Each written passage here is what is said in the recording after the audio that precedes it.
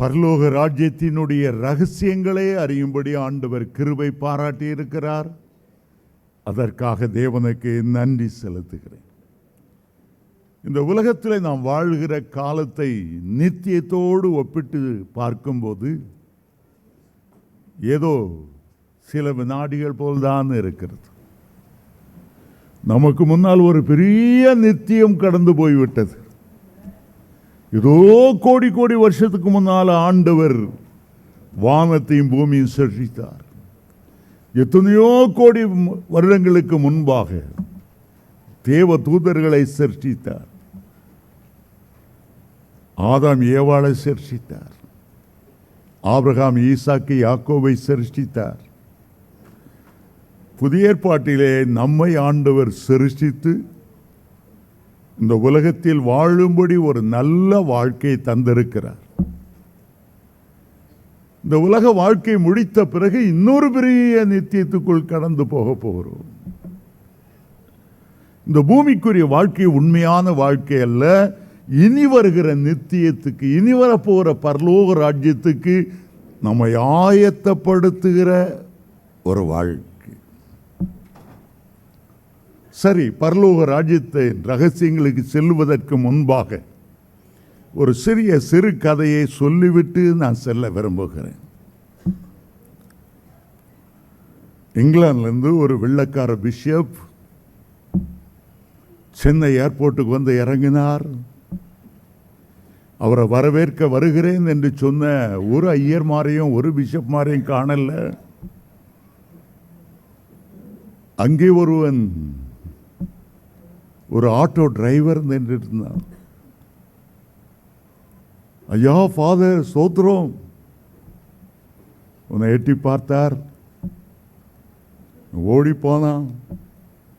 நான் கிறிஸ்துவேன், நான் கிறிஸ்துவேன். அவனுக்கு தெரிஞ்ச அரைகுறை இங்கிலீஷில் பாருங்க பாருங்க சிலுவை பாருங்க, என் பேரு குரூஸ் பெர்னாண்டோ, என் ஆட்டோவுக்கு வாங்கய்யா, நான் உங்களை கொண்டு போய் விட்டுறேன். இவ்வளோ பெரிய தேவ மனுஷன் ஆட்டோவில் உட்கார்றது எனக்கு இவ்வளோ பெரிய சந்தோஷம்.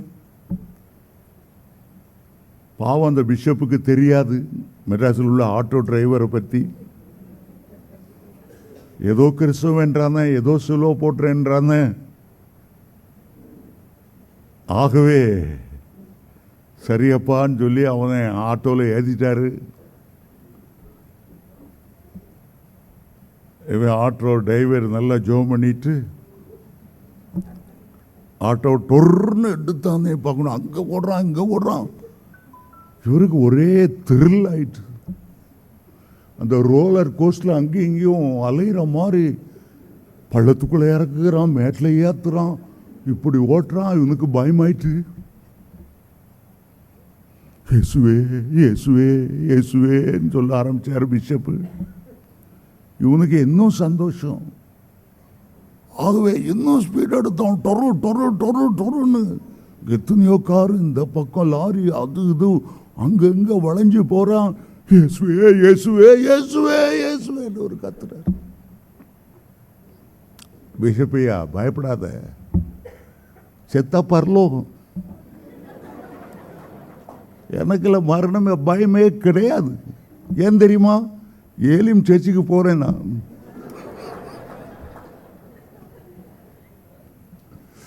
இப்ப பாரு, இந்த இரும்பை ஏற்றிட்டு போதே ஒரு நீள பெரிய லாரி. இந்த பக்கமாக லாரிக்குள்ள போய் நான் இந்த பக்கம் வரதா இல்லையா பாரு. இங்கிலாந்தில் கூட அப்படி பார்த்துருக்க மாட்டீர். உண்மையாவே லாரிக்குள்ள போயிட்டான். அடுத்த நேரம் 2 பேரும் பரலோக வாசல்கிட்ட நின்னாங்க. இந்த ஆட்டோ டிரைவர் பரலோக வாசலில் போன உடனே பேதுரு ரொம்ப சந்தோஷமா வரவேற்கிறார். முத்து வாசல் வழியா அங்க பார்த்தா பெரிய அலங்காரம். ஒரு தலையில் ஒரு கிரீடம் வச்சாச்சு. ரெட் கார்பெட் வரவேற்பு. நிறைய ட்ரம் வாசி காலம் ஊதி பிப்பின்னு அவரை அழைச்சிட்டு போறாங்க. யார? ஏழையும் ஆட்டோ டிரைவர்.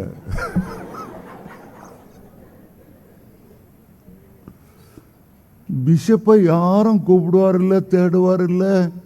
இவர் பரதாமா நின்றுட்டு இருக்கிறார். மேளதாளம் என்ன, பூமாலை என்ன, பொன்னாடைகள் என்ன, அவர் அப்படி மகாராஜா மாதிரி போறாரு. இவர் வாசல்கிட்டே வெளியே நின்றுட்டு இருக்காரு. 2 மணி நேரம் ஆச்சு. ஒரு சுடு குஞ்சு இந்த பிஷப்பை பார்க்க வரல. முதல்ல யோசிச்சார் பிஷப்பு, ஒரு ஆட்டோ டிரைவருக்கே இந்த வரப்பு இருந்தா நான் பிஷப்பு இவ்வளோ தியாலஜி படிச்சிருக்கேன், இத்தனை பெரிய பெரிய கத்தீட்ரலில் நான் ரெவரண்டா பிஷப்பா பணியாற்றியிருக்கேன், எனக்கு என்ன எவ்வளோ பெரிய வரவேற்பு. 4 மணி நேரம் கழிச்சு சாதாரணமாக அவரை பார்க்க வந்தாங்க. யாரும் அவருக்கு ரெட் கார்பெட் விரிக்கல, மேலதாளம் இல்லை, ஒன்றும் இல்லை. இவருக்கு வந்ததே கோபம். பீட்டர், பேதுரு, ராயப்பரை பார்த்து, என்னையா ஒரு யாரை மதிக்கணும் யாரை மதிக்கணும் தெரியும். ஆஃப்டர் ஆல் ஒரு ஆட்டோக்காரனுக்கு அந்த வரவேற்பு என்ன, ஒரு சுடுகுஞ்சும் கவனிக்கல. என்ன இது பரலோகத்தில், இது என்ன அரசாங்கமா? இல்லையா பிஷப் ஐயா, கோபப்படாதையும். அவன் ஆட்டோவில் யார் ஏறினாலும் இயேசுவை பற்றி நினைக்காம இருக்கவே மாட்டாங்க. முதல்ல எங்களை காப்பாத்தோன்னு எல்லாரும் ஜெபம் பண்ணுவாங்க. எங்க போய் மோதுவானோ ஆண்டவரை ரட்சியும் ரட்சியும் ரட்சியும் ரட்சியும் சொல்லுவாங்க. கடவுள் நம்பிக்கை இல்லாதவனுக்கு கூட இந்த ஆட்டோவில் ஏறினா கடவுள் நம்பிக்கை வந்துடும்.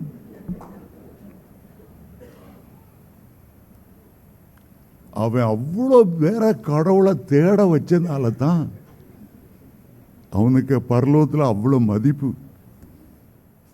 அதனால தான் அவனுக்கு அவ்வளோ பரலோகத்தில் வரவேற்பு. ஒரு சாதாரண கதை. மரணத்துக்கு பிறகு ஒரு வாழ்க்கை உண்டு. அந்த வாழ்க்கையை தெரிந்து கொள்வதற்கு அந்த மரணத்துக்கு பிறகு உள்ள வாழ்க்கைக்கு ஒரு நம்பிக்கைக்குள்ளவர்களாய் மாற்றுவதுதான் இந்த பூலோக வாழ்க்கை. ஆகவே கடந்த 9 வாரங்களாக ஒவ்வொரு புதன்கிழமை தோறும் பரலோகத்தை பற்றி, பரலோகத்தில் உள்ள தேவதூதர்கள், கேராபீன்கள், சேராபீன்கள், 4 ஜீவன்கள், 24 மூப்பர்கள், பரலோகத்தில் உள்ள வாசஸ்தலங்கள், ஒவ்வொரு பகுதியாய் நாம் தியானித்து கொண்டே வந்தோம். இன்றைக்கும் கூட வேதத்தை திறந்து கொள்ளுங்கள். வெளிப்படுத்தின விசேஷம் 19ஆம் அதிகாரம்.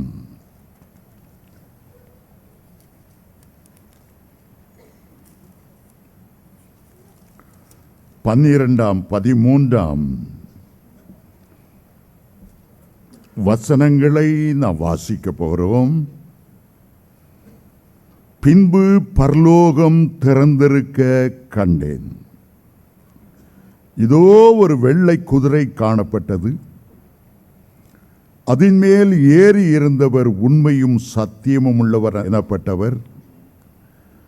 அவர் நீதியாய் நியாயம் தீர்த்து யுத்தம் பண்ணுகிறார். அவருடைய கண்கள் அக்கினி ஜுவாலையை போல் இருந்தன. அவருடைய சிரசின் மேல் அநேக கிரீடங்கள் இருந்தன. அவருக்கே அன்றி வேறு ஒருவருக்கும் தெரியாத ஒரு நாமமும் எழுதியிருந்தது. இரத்தத்தில் தோய்க்கப்பட்ட வஸ்திரத்தை தரித்திருந்தார். அவருடைய நாமம் தேவனுடைய வார்த்தை என்பதே. பரலோகத்தை கண்டு திரும்பி வந்து நம்மிடத்தில் சொல்லுகிறவர்கள் ஒருவரும் இல்லை. ஒரே தரம் மரிப்பதும் பின்பு நியாய தீர்ப்படைவதும் மனுஷருக்கு நியமிக்கப்பட்டிருக்கிறது. இயேசு கிறிஸ்துவுக்கு 12 சீஷர்கள் இருந்த போதிலும் அவர்களிலே ஒரே ஒரு சீஷன், அவரில் அன்பு கூர்ந்தவர், அவருடைய மார்பிலே சார்ந்திருந்தவர், யோவான் எழுதின சுவிசேஷத்தை எழுதினவர், 3 நிருபங்களை எழுதினவர். அவர் பத்மு என்கிற தீவிலே சிறை வைக்கப்பட்ட போது கர்த்தர் அவரை ஆவிக்குள்ளாக்கி பரலோகத்தை கொண்டு காண்பித்தார். வெளிப்படுத்தின விசேஷம் முழுவதிலும் அப்போஸ்தலனாகிய யோவான் ஆவிக்குள்ளாகி பரலோகத்தில் கண்ட 5 தரிசனங்களை குறித்து இந்த பகுதியில் எழுதப்பட்டிருக்கிறது. நாம் வாசித்த இந்த வேத பகுதி அவர் கண்ட 5வது பரலோக தரிசனம். அந்த தரிசனத்தின் மூலமாகத்தான் அதிகமாக பரலோகத்தில் உள்ளவைகளை குறித்து நாம் அறிந்து கொள்ள முடிகிறது. அவர் இந்த பகுதியிலே பரலோகத்தை ஊடுருவி பார்க்கிறார், இயேசு கிறிஸ்துவை பார்க்கிறார். யோவான் 4ஆம் அதிகாரத்தில் அவருடைய பரலோக தரிசனத்தின் ஆரம்பம், முதலாவது பரலோகத்தில் வைத்திருக்கிற சிங்காசனத்தை பார்த்தார், இயேசு கிறிஸ்துவை பார்த்தார். பக்கத்தில் வலது புறத்தில் அவருடைய பிதாவாகிய தேவனை பார்த்தார், வலது புறத்தில் இயேசுவை பார்த்தார். 24 மூப்பர்கள் சிங்காசனத்துக்கு மேலே ஒரு வானவில் இருக்கிறதை, சிங்காசனத்தில் வீற்றிருந்தவர் வஜ்ரக்கல்லுக்கும் பதுமராத்துக்கும் ஒப்பாயிருந்தார். அதெல்லாம் சொல்லி கொண்டு வந்தவர் இப்போது இயேசு கிறிஸ்துவை தனிப்பட்ட முறையிலே கண்டு இந்த வார்த்தைகளை அவர் எழுதுகிறார். இயேசு கிறிஸ்து இரத்தத்திலே தோய்க்கப்பட்ட வஸ்திரத்தை உடுத்தி இருந்தாராம். ஒரு வெள்ளை குதிரை மேல் அவர் பவனி வந்து கொண்டிருந்தார் பரிசுத்தவான்களோட. இன்றைக்கு அதன் முழுவதையும் நான் விளக்காமல் ஒரே ஒரு பகுதியை மட்டும் இன்றைக்கு சுட்டி காண்பிக்க விரும்புகிறேன். அவருடைய கண்கள் அக்கினி ஜுவாலையை போல இருந்தது. அவருடைய சிரசின் மேல் அநேக கிரீடங்கள் இருந்தன. வெளிப்படுத்தின விசேஷத்தில் மாத்திரம் அவருடைய கண்கள் அக்கினி ஜுவாலையை போல இருந்தது என்று 3 இடங்களிலே நாம் வாசிக்கிறோம். தம்முடைய ஊழியக்காரரை அக்கினி ஜுவாலையாய் மாற்றும்படி அவருடைய கண்கள் அக்கினி ஜுவாலையை போல இருந்தது. உங்களையும் கூட பாவம் நெருங்காமல், சோதனை மேற்கொள்ளாமல் ஒரு அக்கினி ஜுவாலையாய் மாற்ற அவர் வைராக்கியம் கொண்டிருக்கிறார். அதை சொல்லிவிட்டு அடுத்த வார்த்தையில் அவர் சொல்லுகிறார், இயேசு கிறிஸ்துவின் மேல் அநேக கிரீடங்கள் வைக்கப்பட்டிருந்தன. அதுதான் இன்றைக்கு என்னுடைய செய்தியினுடைய தலைப்பு. இயேசு கிறிஸ்துவை நீங்கள் பாருங்கள், பரலோகத்திலே ஒரு கிரீடம், இன்னொரு கிரீடம், இன்னொரு கிரீடம், அப்படி யாரும் நிறைய கிரீடங்களை வைத்துக்கொண்டு எந்த ராஜாவும் போவதில்லை. ஏகப்பட்ட கிரீடங்களை தலையில் வைத்து பேலன்ஸ் பண்ணி நடப்பதும் கஷ்டமானது. ஆனால் இந்த வேத வசனம் சொல்லுகிறது, அவருடைய சிரசின் மேல் அநேக கிரீடங்கள் இருந்தது. பூமியிலே அவர் ராஜாவாய் இருக்கவில்லை, அடிமையாகவே வந்தார். அவருக்கு இந்த பூமியில் இருந்தபோது ஒரே ஒரு கிரீடம் சூடப்பட்டது. உலகத்திலிருந்து அவருக்கு ஃபேர்வெல் பார்ட்டி வைக்கும்போது 33 வருடங்கள் பூமியில் வாழ்ந்தார். குஷ்டரோகிகளை குணமாக்கினார், மரித்தவர்களை உயிரோடு எழுப்பினார். அவருக்கு சூடப்பட்ட ஒரே கிரீடம் முள்முடி கிரீடம். ஒருவருக்கும் இல்லாத அநியாயமான வேதனையான சிலுவை மரணத்தையே அவருக்கு ஃபேர்வெல் பார்ட்டியாக, பரிசாக அவ்வளவு நன்மை செய்த ஆண்டவருக்கு ஒரு முள்முடி கிரீடத்தை சூட்டினார்கள். அதைத்தான் அப்போஸ்தலனாகிய யோவான் பூமியிலே பார்த்தது. அவருடைய பக்கத்தில் 2 கள்ளர்களை சிலுவையில் அறைந்தார்கள். அவர்களுக்கு முள்முடி சூட்டப்படவில்லை. சரித்திரத்தில் லட்சம் லட்சமான குற்றவாளிகளை ரோம அரசாங்கம் சிலுவையில் அறைந்து கொண்டிருக்கிறது. ஒரு குற்றவாளிக்காவது தலையிலே முள்முடி சூட்டப்பட்டதே இல்லை. ஒரே ஒருவர், உலக வரலாற்றிலே ஒரே ஒருவர் முள்ளினால் செய்த ஒரு அவமான கிரீடத்தை, ராஜாவே வாழ்க என்று பரியாசம் செய்யப்படுகிற ஒரு கிரீடத்தை இயேசு கிறிஸ்துக்கு மட்டுமே சூடினார்கள். அவர் ராஜாதி ராஜாவுடைய குமாரன் தான். பொதுவாக ஒரு ராஜா தன்னுடைய இளவரசனுக்கு பட்டம் சூட்டி ராஜ்யத்தை ஒப்புக் கொடுக்கும் போது அவனுக்கு தங்கத்தினால், வைரத்தினால், முத்துக்களினால் ஒரு கிரீடத்தை சூட்டி தகப்பன் மனமகிழ்வான். ஆனால் அவன் யுத்தம் செய்து பல ராஜாக்களை ஜெயிக்கும் போது, எந்த ராஜாக்களை அவன் ஜெயித்து வருகிறானோ அந்த ராஜாக்கள் தலையில் இருந்த கிரீடத்தை எடுத்து இந்த இளவரசனுக்கு சூட்டி மகிழ்வார்கள். 10 ராஜாக்களை அவன் ஜெயித்தான் என்றால் அவனுக்கு 10 கிரீடங்கள் கொடுக்கப்படும். தன்னுடைய அரண்மனையிலே அதை அலங்காரமாக ஷோகேஸில் வைப்பான். இன்னென்ன ராஜாக்களை நான் ஜெயித்தேன், அதனால் எனக்கு இத்தனை சூடு. இயேசு கிறிஸ்து ராஜாதி ராஜாவினுடைய ஒரே குமாரன். ஞானஸ்நானம் பெருக்கும்போது இந்த ராஜாதி ராஜா சொன்னார், இவர் என் நேசகுமாரன், இவரில் நான் பிரியமாய் இருக்கிறேன்.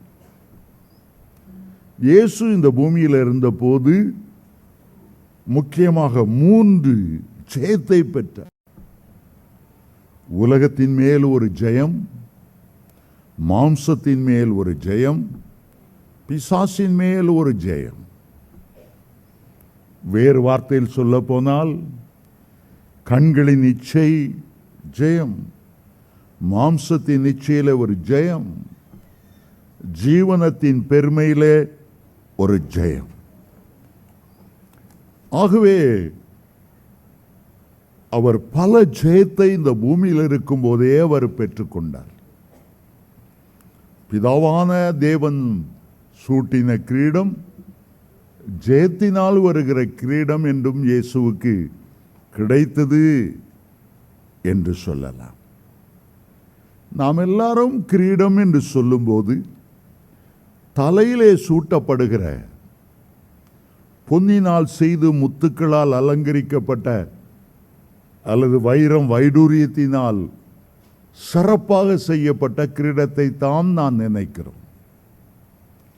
காணப்படுகிற கிரீடமும் உண்டு, காணப்படாத கிரீடங்களும் உண்டு. 8ஆம் சங்கீதம் 3ஆம் வசனத்திலே கர்த்தர் சொல்லும்போது, 5ஆம் வசனத்தில் அவர் சொல்லும்போது, மனுஷனை உண்டாக்கினவர் அவனை மகிமையினாலும் கனத்தினாலும் முடிசூட்டினார். கனத்தின் கிரீடம் எப்படி இருக்கும், மகிமையின் கிரீடம் எப்படி இருக்கும்? வேதம் அதை கிரீடம் என்று சொன்னாலும் நாம் அதை பார்க்கக்கூடிய கிரீடம் அல்ல.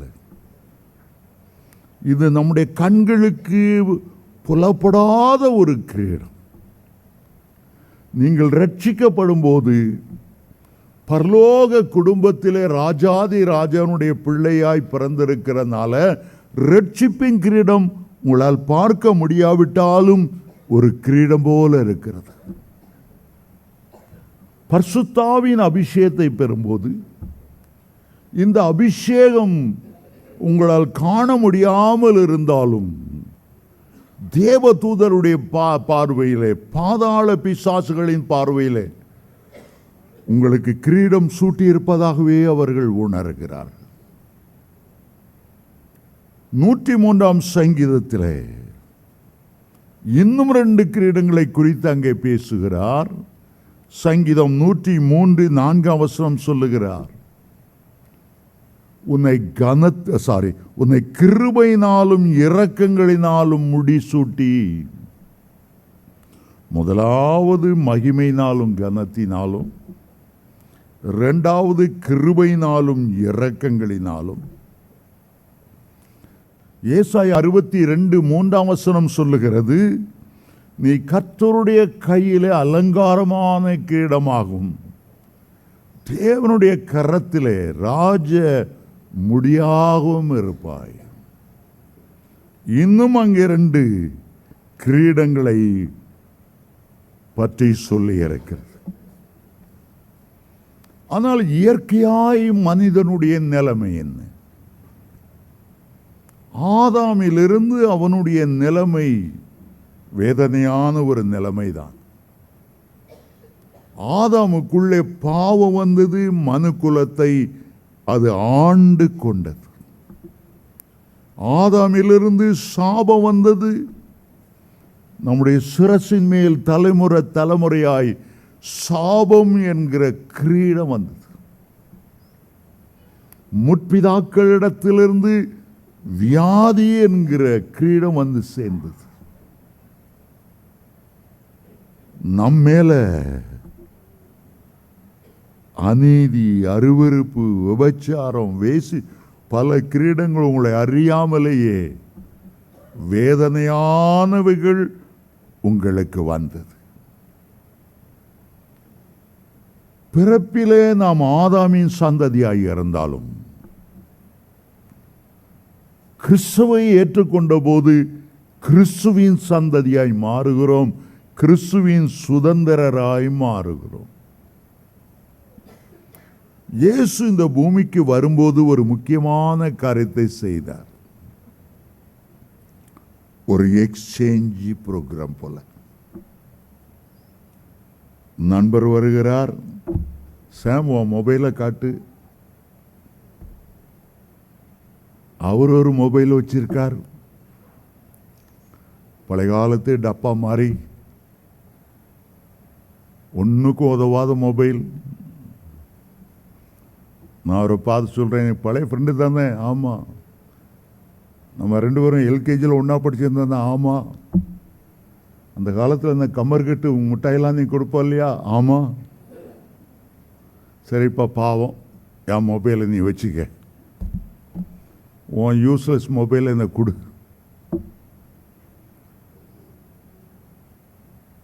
அவனுக்கு பெரிய ஆச்சரியமாக இருக்கும். அதே போல ஆண்டவர் சொல்லுகிறார், ஆதாமின் சந்ததியை வாருங்க, உங்க சிரசில் ஒரு சாபம் இருக்கு. ஆதாம் ஏவாள் அந்த சாபம் நெத்தி வேர்வை நிலத்தில் சிந்தும்படியான ஒரு சாபம். முள்ளையும் கொறுக்கையும் இந்த பூமி முளைக்குங்கிற சாபம். இந்த சாபத்தை எனக்கு என்னுடைய ஆசீர்வாதத்தை நான் உனக்கு தருகிறேன், என்னுடைய ஆசீர்வாதத்தை உனக்கு தருகிறேன். அப்போ ஆதாம் அங்கிருந்து வாராரு, மனுக்குலத்தை ரெப்ரசன்டேட்டிவா. ஆதாமுக்கு பின்னால ஆதாமினுடைய சந்ததியா நாம நிற்கிறோம். ஆதாமுடைய தலையில் அந்த கிரீடம் சாபம், சாபம், சாபம். பெஞ்சதிக்கு சாபம், பூமிக்கு சாபம். இந்த சாபத்தினால பூமி முள்ளை முளைப்பித்தது. அந்த முள்ங்கிற சாபத்தை இயேசுநாதர்கிட்ட கொடுத்துட்டு இயேசுநாதர்கிட்ட இருக்கிற ஆசீர்வாத கிரீடத்தை நாம பெறுகிறோம். இதுதான் சிலுவையில் உள்ள எக்ஸ்சேஞ்ச். சிலுவையில் அவர் முள்முடி சூட்டப்பட்டார். உங்களுடைய தலையில் இருக்க அந்த சாபந்தான் முள்முடியாய் அவருடைய சிரசிலே மாறி ராஜாதி ராஜா தேவகுமாரனுடைய ஆசீர்வாதங்கள். அது சாதாரண ஆசீர்வாதங்கள் அல்ல, வெறும் உலகத்தின் ஆசீர்வாதங்கள் மட்டுமல்ல, எபேசியர் 1:4 சொல்லப்பட்டபடி உன்னதத்துக்குரிய ஆசீர்வாதங்கள், ஆவிக்குரிய சகல ஆசீர்வாதங்கள், நித்தியத்துக்குரிய ஆசீர்வாதங்கள் பரலோகத்தில் பார்க்கிறோம். அவருடைய சிரசில் அநேக கிரீடங்கள் இருக்கின்றன. எதற்காக? அவைகளை நமக்கு கொடுப்பதற்காகவே பரலோகத்தில் அந்த கிரீடங்களை நாம் பார்க்கிறோம். பரலோகத்தில் என்னென்ன வகையான கிரீடங்கள் இருக்கின்றன? சில கிரீடங்கள் ஜீவ கிரீடங்கள், சில கிரீடங்கள் மகிமையின் கிரீடங்கள், வாடாத கிரீடங்கள். அப்போஸ்தலனாகிய பவுல் சொல்லுகிறார், நல்ல போராட்டத்தை நான் போராடி முடித்தேன், நீதியின் கிரீடம் எனக்காக வைக்கப்பட்டிருக்கிறது. எனக்காக வைக்கப்பட்ட நமக்கு தருவதற்காக தான் பரலோகத்தில் பார்க்கிறோம். இயேசு கிறிஸ்து வெள்ளை குதிரையில் வருகிறார். அவருடைய கண்கள் பட்சிக்கிற அக்கினியை போல இருக்கிறது. இரத்தத்தால் தோய்க்கப்பட்ட வஸ்திரத்தை தரித்திருக்கிறார். அவருடைய கிரீடத்தை நமக்கு சூட்டுவதற்காக.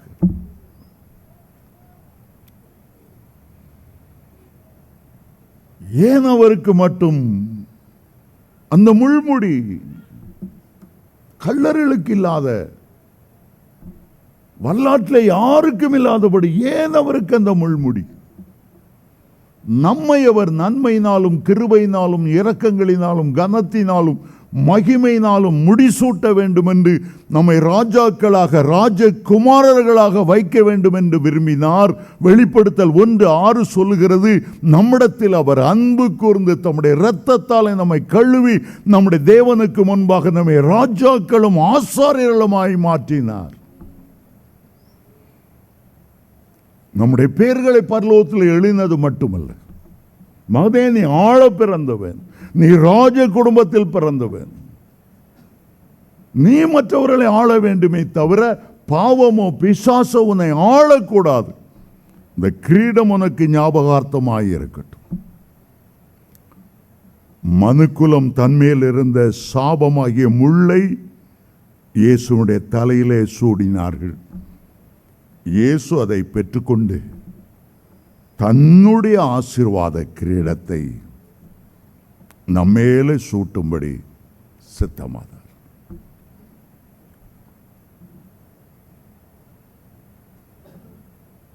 ஜெர்மனியிலே ராஜாக்கள் அரசாண்ட ஒரு நேரம், ஜெர்மனியில் உள்ள ஒரு இளவரசன் இங்கிலாந்தில் உள்ள பக்கிங்ஹாம் பேலஸில் உள்ள ஒரு இளவரசனோடு அன்பாயிருந்தான்.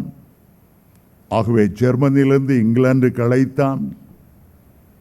இங்கே உள்ள இளவரசன் அங்கே உள்ள ராஜ தர்பார் அறைக்கு கொண்டு போனார். 13ஆம் நூற்றாண்டிலிருந்து இங்கிலாந்தில் அரசாண்ட எல்லா ராஜாக்களுடைய படங்கள், முதல் ராஜா, இந்த 2வது ராஜா, 3வது ராஜா, ஒவ்வொரு ராஜாவாய அவங்களுடைய கிரீடங்கள் எல்லாம் அப்படியே எக்ஸிபிஷன் வைத்தது போல வைத்திருந்தார்கள். ஜெர்மானிய இளவரசன் ஒவ்வொன்றையும் பார்த்து கொண்டே வந்தான். கடைசியில் அங்கு ஒரு சின்ன ஆல்டர் இருந்தது. அந்த ஆல்டரில் இயேசு சிலுவையில் தொங்குவது போல ஒரு காட்சி. முள்களெல்லாம் தலையில் குத்தி முகத்தில் வழிவது போல ஒரு அகோரமான காட்சி. அந்த ஜெர்மன் இளவரசனுக்கு ஒன்றும் தெரியவில்லை. நண்பனை பார்த்து கேட்டான், ஏன் மற்ற ராஜாக்களெல்லாம் இவ்வளவு அழகழகு கிரீடங்களை வைத்து கொண்டிருக்கும் போது இந்த ஆல்டரிலே ஏன் இப்படி ஒரு மனிதனுக்கு முள்ளினால் முடிய சூடியிருக்கிறார்களே ஏன் என்று கேட்டான்.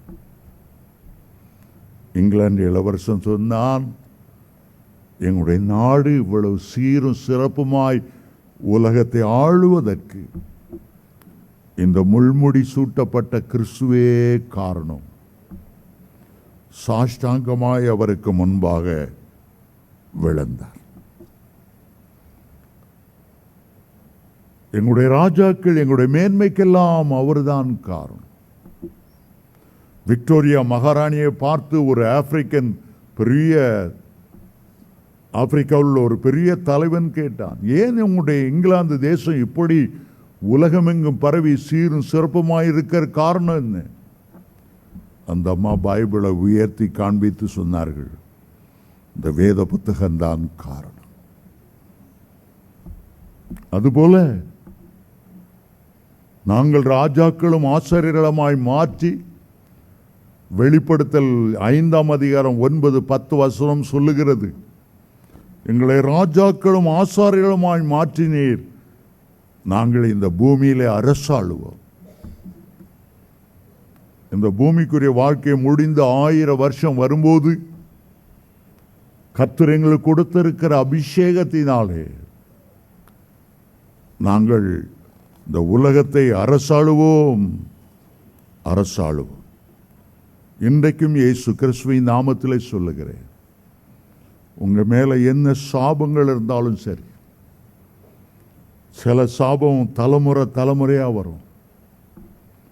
டாக்டர்கிட்ட போய் டயபெட்டிக் இருக்குன்னு சொன்னா உங்க அம்மாவுக்கு இருக்குதா, உங்க தாத்தாவுக்கு இருக்கா, குடும்ப ஹிஸ்டரியை கேட்பாங்க.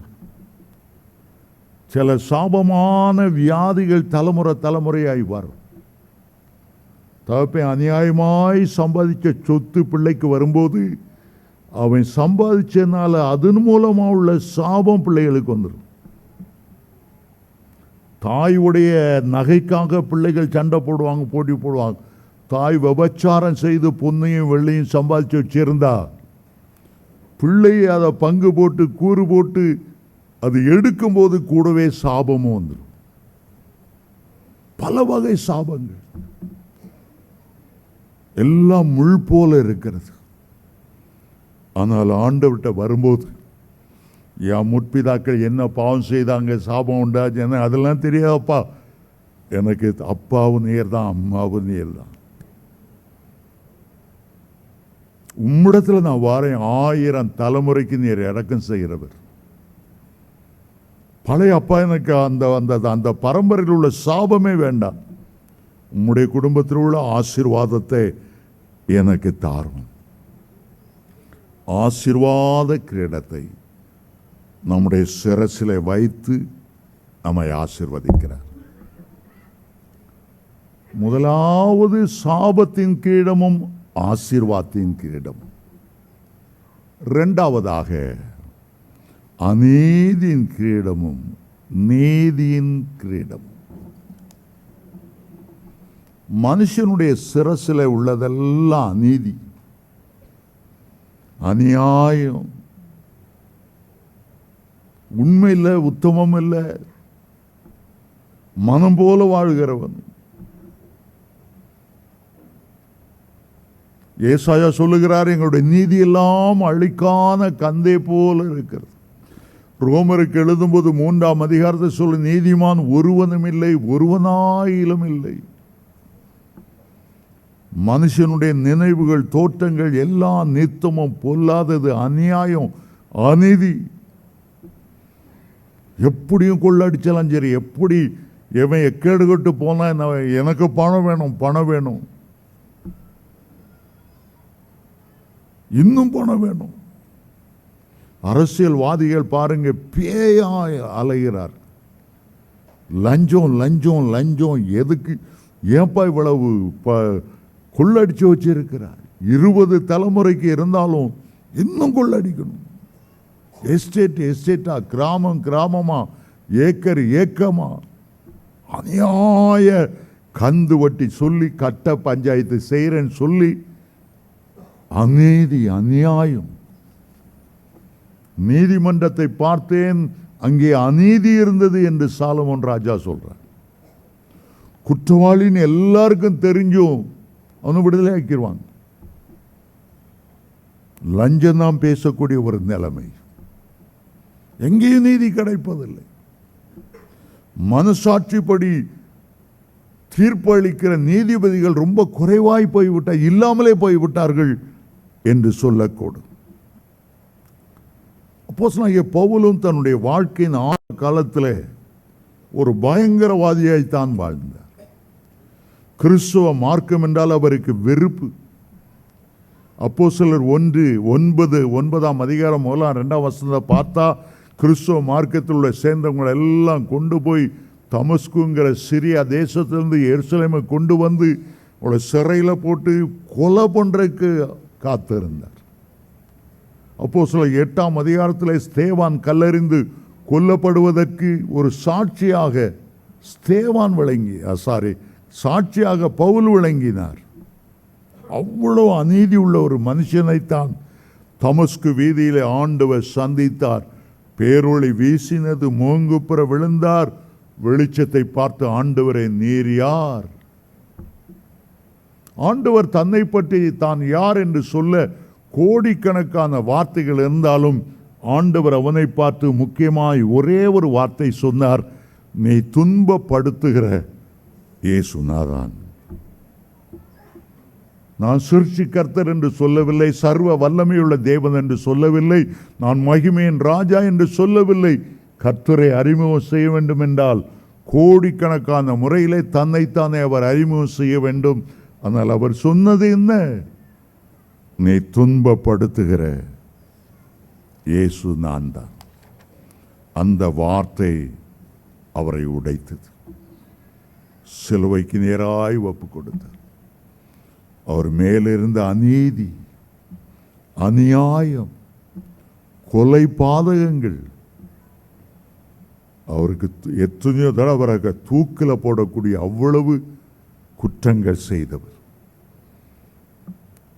நான் அறியாமையினால் நான் அதை செய்தேன், நியாய பிரமாணத்தின் மேலுள்ள வைராக்கியத்தினால் அதை செய்தேன்,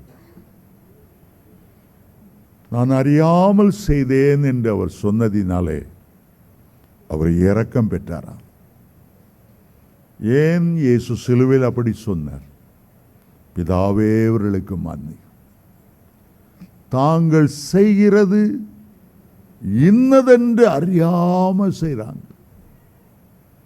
கிறிஸ்தவர்களுக்கு விரோதமாய் அவர்களை அடக்குவது, வேதனைப்படுத்துவது, முள்ளிலே உதைக்கிறதற்கு சமானம் என்று அறியாமல் செய்கிறனால ஆண்டவர் மன்னிப்பு கொடுத்தார்.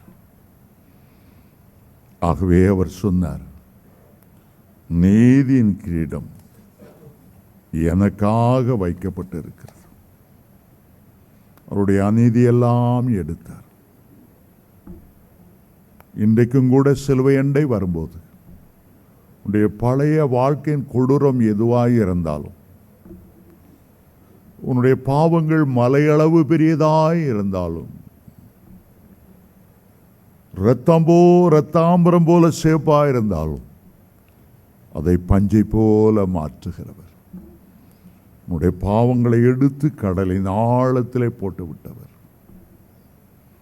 அவர் உனக்கு சூட்டுகிற கிரீடம்தான் நீதியின் கிரீடம் என்று அழைக்கப்படுகிறது. அதைத்தான் அப்போஸ்தலனாகிய பவுல் 2 தீமோத்தேயு 4:8 சொன்னார். என் தலையில முன்னால் இருந்த அநீதி அநியாயம்லாம் போயிட்டுது, கர்த்தருடைய நீதியின் வஸ்திரத்தை எனக்கு தரித்திருக்கிறார், எனக்கு நீதியின் கிரீடத்தை தரிப்பிக்கிறார். இயேசு சிலுவையில் அறையப்பட்ட போது அவருடைய நியாயம், நீதி அவரை விட்டு எடுபட்டு போயிற்று. நம்முடைய அநியாயத்தை எல்லாம் சுமந்தார், நம்மேல வர வேண்டிய தண்டனை எல்லாம் சுமந்தார், நம்மேல உள்ள ஆக்கினை எல்லாம் சுமந்தார். எதற்காக? நமக்கு ஒரு நீதியின் கிரீடத்தை தரிப்பிப்பதற்காக. சில வருஷத்துக்கு முன்னால வீட்டுக்கு முன்னால இந்த ரயில்வே கோட்டஸில் வெளியில் ஒரு சின்ன பையனை கட்டி வைத்து அடின்னு அடிக்கிறத பார்த்தேன். ஒரு 15 பேர் இருக்கும். விளக்குமாறு எடுத்து அடிக்கிறாங்க, செருப்பு எடுத்து அடிக்கிறாங்க, கையால் முட்டியால் குத்துறாங்க. ஒரு 12 வயது சிறுவன், ஒரு ஈவிரக்கம் இல்லாம, ஒரு மனிதாபிமானம் இல்லாம அவங்க உரிச்சிட்டாங்க. நான் மார்க்கெட்டில் காய்கறி வாங்குறதுக்கு போகணும், நின்றுட்டேன், சைக்கிளோட நின்றுட்டேன். ஐயோ பாவங்கிற ஒரு உணர்வு. அவங்க எப்படியாவது காப்பாற்றி ஒரு நல்ல வார்த்தை சொல்லி அனுப்பணுங்கிற ஒரு ஆசை. அப்போ யாரோ சொன்னாங்க அவங்க அண்ணே ஓடி வர்றாரு. அண்ணே ஓடி வந்த உடனே அவனை அடித்து கொண்டு அவங்களாம் நிறுத்திட்டாங்க. அன்னை நேரம் அவன் முன்னுக்கு வந்தான். அவனை மேலே ஏற இறங்க பார்த்தான். நான் நினச்சேன் அவனை ஆற்றி தேற்றி வீட்டுக்கு அழைத்து கொண்டு போவான்ட்டு. ஆனால் அவன் என்ன பண்ணான் தெரியுமா? ஏண்டா என் தம்பியாவாடா பிறந்தா, எங்கள் அப்பனுக்கு பிள்ளையாவாடா பிறந்தான்னு கையை முடக்கி, அவனுக்கு ஒரு 17 வயசு இருக்கும், இவனுக்கு ஒரு 12 வயசு, மூக்கில் வாயில் ரத்தம் வருது, அடிக்கிறான். எனக்கு அப்படியே இருதயம் அருந்து விடுறது போல இருந்தது. அவன் அப்படி என்ன எதுக்காக அடிக்கிறான்னு பார்த்தா, அந்த வீட்டுக்கு பின்புறத்தில் அவன் கோட்டுச்சோரில் ஏறி குதிச்சு ஏதோ பழைய பக்கெட்டு சின்ன மக்கு அவன் திருடுனான். அதுக்கா இந்த அடி? யோசிக்கிறேன், நான் பூமியிலேருந்து நம்மெல்லாம் செய்த பாவத்தை தண்டனை கொடுக்கணும்னு தேவ தூதர்களை வச்சு ஒவ்வொருவன் செய்த பாவத்துக்காக நம்மெல்லாம் அடித்து நொறுக்குனா என்ன அடி விழுமோ எனக்கு தெரியலையே. அந்த ஆண்டவர் அந்த அநீதியெல்லாம் தன் மேலே சுமந்தார். நம்ம மேலே வர வேண்டிய அடியெல்லாம் அவர் மேலே விழுந்தது. இடுக்கண்ணிலும் நியாய தீர்ப்பிலும் இருந்து அவர் எடுக்கப்பட்டார். அவர் அசட்டை பண்ணப்பட்டவரும் மனுஷரால் புறக்கணிக்கப்பட்டவரும் துக்கம் நிறைந்தவரும் பாட அனுபவித்தவருமாய் இருந்தார். நாம் அவரை விட்டு நம்முடைய முகத்தை மறைத்து கொண்டோம். அவர் அசட்டை பண்ணப்பட்டிருந்தார். அவரை எண்ணாமற் போனோம்.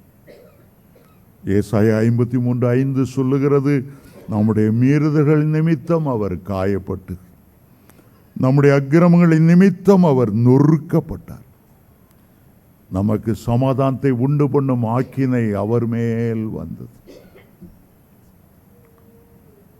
அவருக்கு அநேக கிரீடங்கள் அவருடைய சிரசு மேல் இருந்தது. முதலாவது நம்முடைய தலையுள்ள சாபத்தின் கிரீடத்தை எடுத்து அவருடைய ஆசீர்வாதத்தால் நம்ம முடி சூட்டினார். இரண்டாவது நம்முடைய சிரசின் மேல் அநியாயம் அநீதி என்கிற கிரீடம் இருந்தது. அதை எடுத்துவிட்டு நீதியின் கிரீடத்தை நம்முடைய சிரசில் அவர் சூடினார். மூன்றாவதாக நம்முடைய சிரசின் மேல் மரணம் என்றால் தேவனை விட்டு பிரிந்து இருளில் போகிறதான் மரணம். ஆண்டவரை என்றென்றுமாய் விட்டு விலகி நரகத்துக்குள் பாதாளத்துக்குள் காரிருளுக்குள் செல்வதுதான் மரணம். மரணம் என்ற வார்த்தைக்கு பிரிவு என்ற அர்த்தம். பாவம் குறுக்கிடும் போது தேவனுடைய ஐக்கியத்தை விட்டு நம்மை பிரித்து நம்மை மரணத்துக்குள்ளாய் தள்ளுகிறது. ரோமர் 3:23 சொல்லுகிறது, பாவத்தின் சம்பளம் மரணம். எசேக்கியேல் 18:20 சொல்லுகிறது, பாவம் செய்கிற ஆத்துமா சாகவே சாகும். ஏசாயா 59:2 சொல்லுகிறது, உங்களுடைய பாவங்களே உங்களுக்கும் தேவனுக்கு இடையே பிரிவினை உண்டாக்குகிறது. உங்களுடைய அக்கிரமங்களே அவர் உங்களுக்கு செவி கொடாதபடிக்கு அவருடைய முகத்தை மறைக்கிறது. அந்த மரணத்தை தான் இயேசுவுக்கு தீர்ப்பாக பிலாத்து கூறினார். அவருக்கு மரண தண்டனை விதிக்கிறேன்.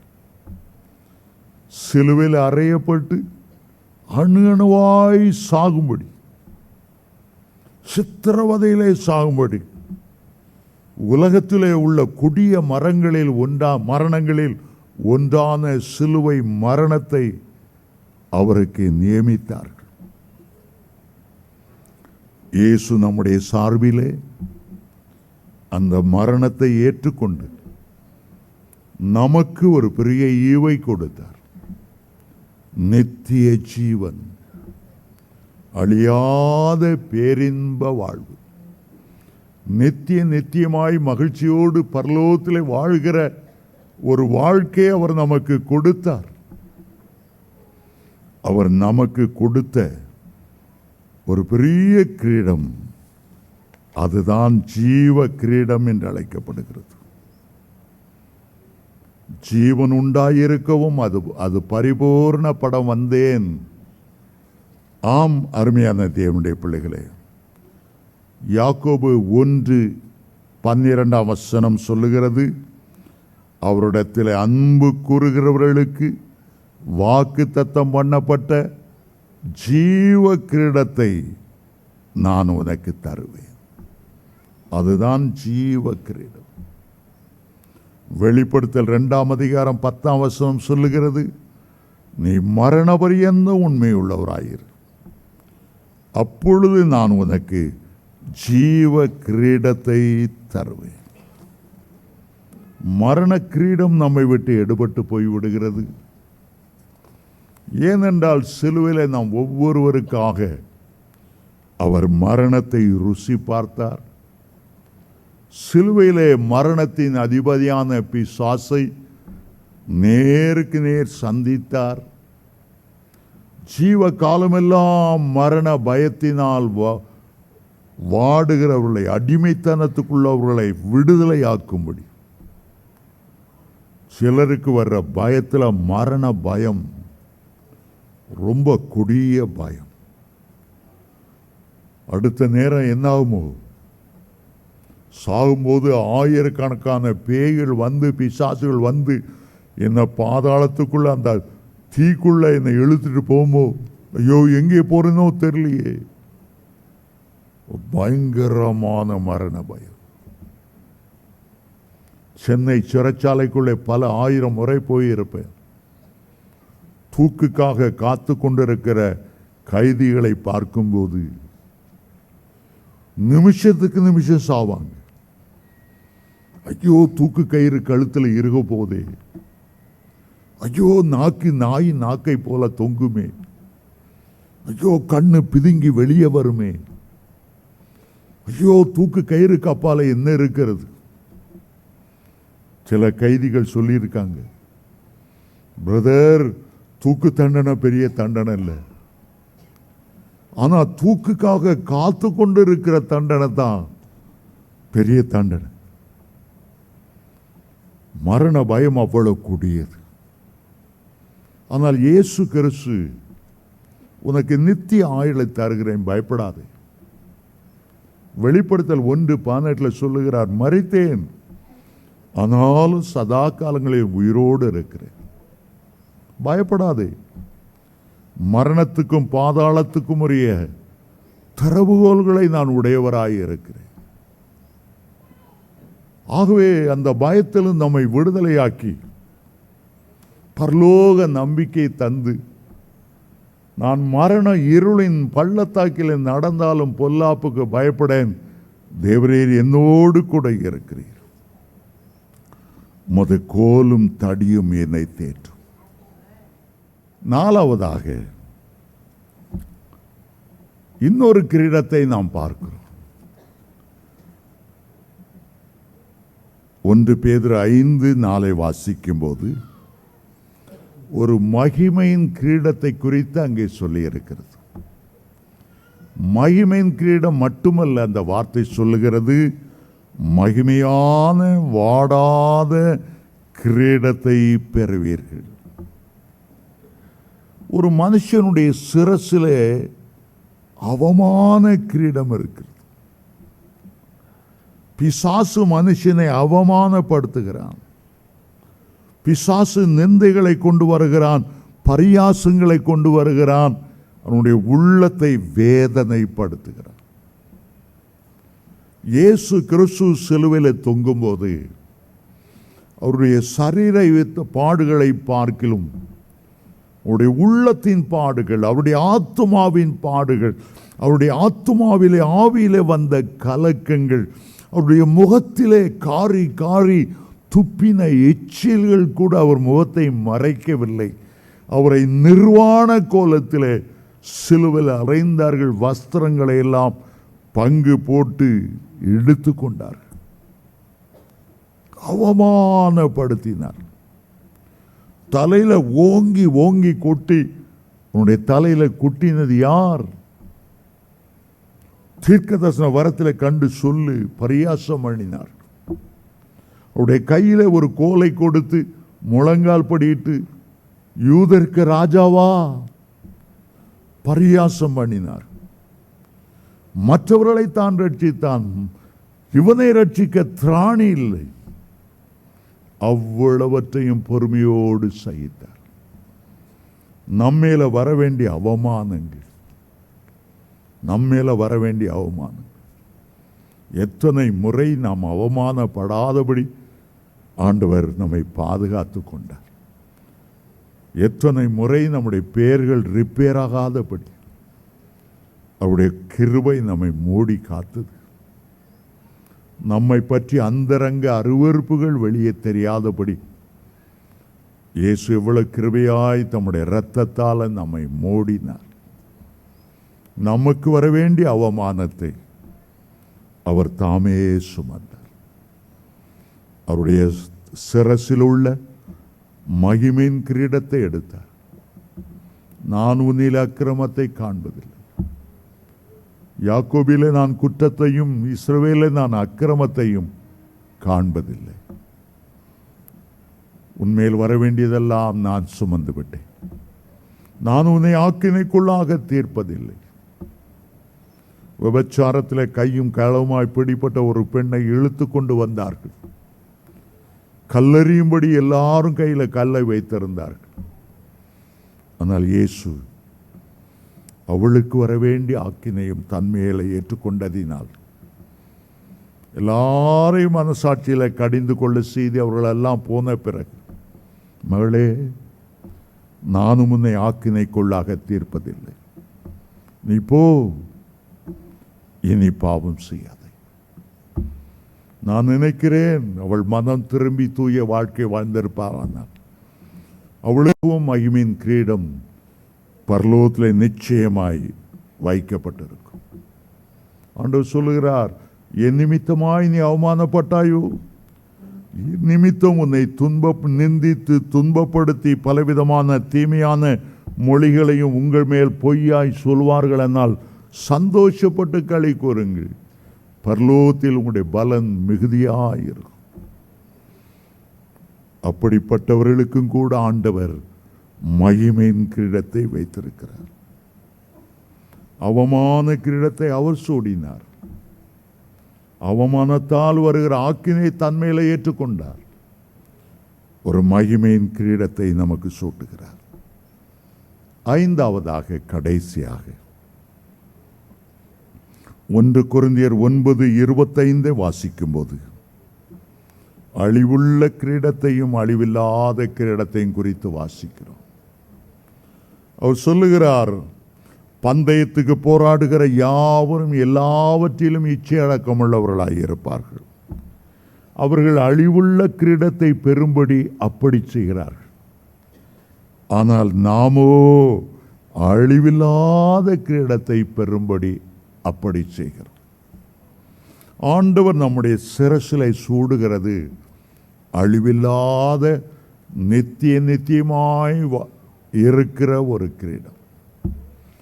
உலகத்தில் உள்ள படிப்பு சிலருக்கு கிரீடமாய் இருக்கலாம், அவருடைய வேலை கிரீடமாய் இருக்கலாம், அவருடைய அந்தஸ்துகள் பெரிய கிரீடமாக இருக்கலாம். ஆனால் இவை யாவும் அழிந்து போகும். உலகத்தில் உள்ள பேரோ புகழோ பணமோ செல்வமோ செல்வாக்கோ ஒன்றும் இந்த உலகத்தை விட்டு நம்மோடு வரப்போறதில்லை.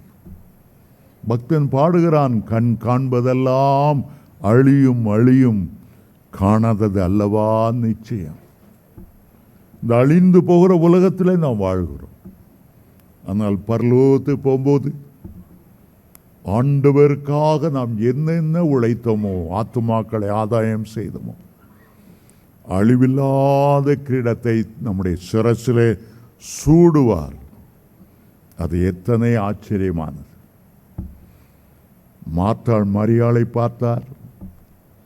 மரியாளை பற்றி ஆண்டவர் சொன்னார், தன்னை விட்டு எடுபடாத நல்ல பங்கை அவள் தெரிந்து கொண்டாள். கர்த்தருடைய பாதத்தில் அமருவது, அவருடைய வார்த்தைகளை கேட்பது, அவருடைய பொன் முகத்தை பார்ப்பது அத்தனையும் மகிழ்ச்சி. மற்ற எல்லாம் எடுபட்டு போயிடும். ஆனால் எடுபடாத நல்ல பங்கு இயேசு தருகிற ரட்சிப்பு, இயேசு தருகிற பரலோக பாக்கியவான்கள், பரலோக சுதந்திரங்கள், அந்த நித்தியமான வீடுகள். சங்கீதம் 16:6 சொல்லுகிறது, நேர்த்தியான இடத்துல எனக்கு பங்கு கிடைத்தது, சிறப்பான சுதந்திரம் எனக்கு அங்கே உண்டு. அப்போஸ்தலனாகிய பவுல் சொல்லுகிறார் பிலிப்பியர் 3:20, நம்முடைய குடியிருப்போ பரலோகத்தில் இருக்கிறது, அங்கே இருந்து நம்முடைய ஆண்டவர் வருவதை ஆவலோடு இருக்கிறார்.